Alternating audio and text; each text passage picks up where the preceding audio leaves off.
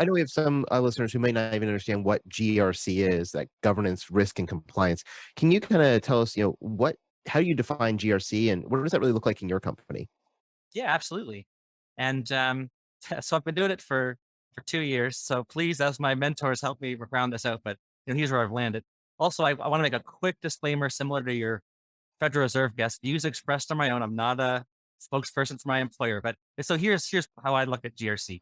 I'm into outcome. So what do you get? So when you have good governance, everybody knows the company's objectives and its risk appetite, and they make decisions that are aligned to it. Uh, Risk management. So that's about reliably achieving objectives because we have guardrails and due diligence in place. That might sound bureaucratic and slow and full of friction, but the fastest cars have the best brakes, right? And then compliance is that we do what we say we do and can prove it. You could also call that integrity. And you guys have talked about that. It was basically the foundation of everything is integrity. And then we have a service catalog of 11 things that get to those outcomes. So Yeah, how do I and do there? I think you did great. Yeah, I mean, when I think about governance, I always think about left and right boundaries, right? Because the C-suite, the CEO, and all of those folks, they need to kind of say, "Hey, here's how we want to run our organization," and that allows the directors in each individual area to be able to run their organization according to the larger vision, based on the governance and policies of that organization.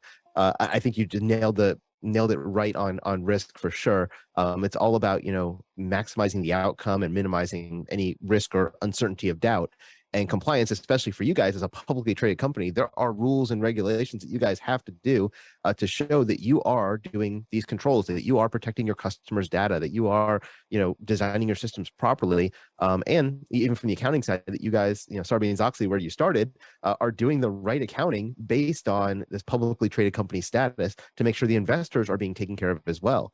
So I think that's awesome. And, I thought it was very interesting when you were when Kip told me you were coming on the show because you're coming in from that accounting background into GRC, and it's one of the things we always talk about with kind of the two steppers or mid career transition people is that a lot of people who are coming from bookkeeping or accounting do really well in GRC, and they think, oh, I'm not a cybersecurity person, I'm not technical, I don't know how to get into cybersecurity. It's like, well, you have all this great skills from doing all this compliance work before, go into GRC. And a lot of people don't like GRC. A lot of people think it's boring, it's too much controls, it's too much paperwork.